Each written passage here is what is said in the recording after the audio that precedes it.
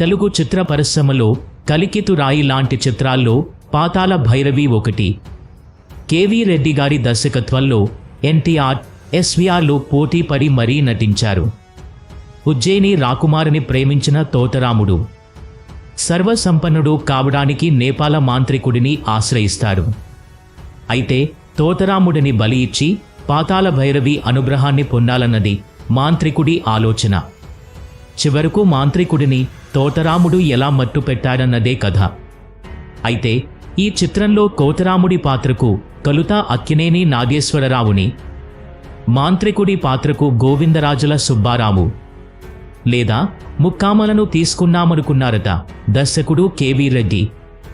ఓ రోజు వాహిని స్టూడియో ప్రాంగణంలో ఎన్టీఆర్, ఏఎన్ఆర్ టెన్నిస్ ఆడుతుంటే దర్శకుడు కేవీ రెడ్డి అక్కడికి వచ్చారు. ఇద్దరు హీరోలు లీనమై ఆడుతున్నారు. 2-3 బంతులు రాకెట్కు తగలకపోవడంతో ఎన్టీఆర్కు చెరెత్తుకొచ్చి ఆ తర్వాతి బంతిని 2 చేతులతో బలంగా బాదారట. ఆ బంతి ఎవరికీ కనిపించకుండా పోయింది. అప్పుడు ఎన్టీఆర్ రాకెట్ను పట్టుకున్న విధానం దర్శకుడు కేవీ రెడ్డికి బాగా నచ్చడంతో తోటరాముడి పాత్రకు ఎన్టీఆర్ను ఎంపిక చేశారు.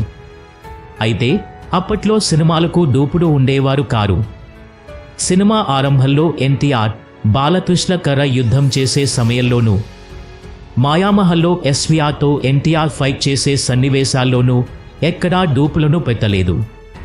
ప్రతిదీ నేర్చుకోవాలన్న ఉత్సాహం అప్పటి నటుల్లో ఉండేది.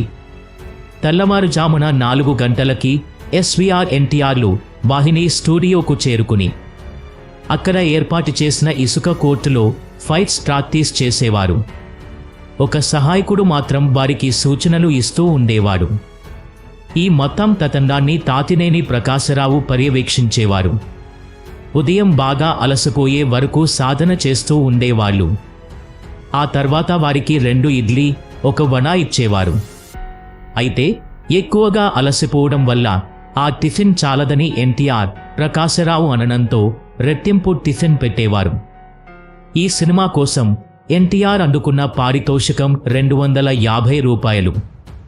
విజయ సంస్థ కోసం 2 ఏళ్లలో 4 సినిమాలు చేయాలని ముందే ఒప్పందం జరిగిపోయింది.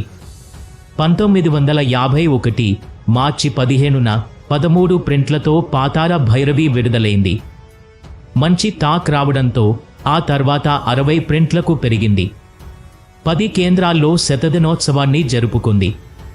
అప్పట్లో ఇది కూడా ఒక రికార్డే.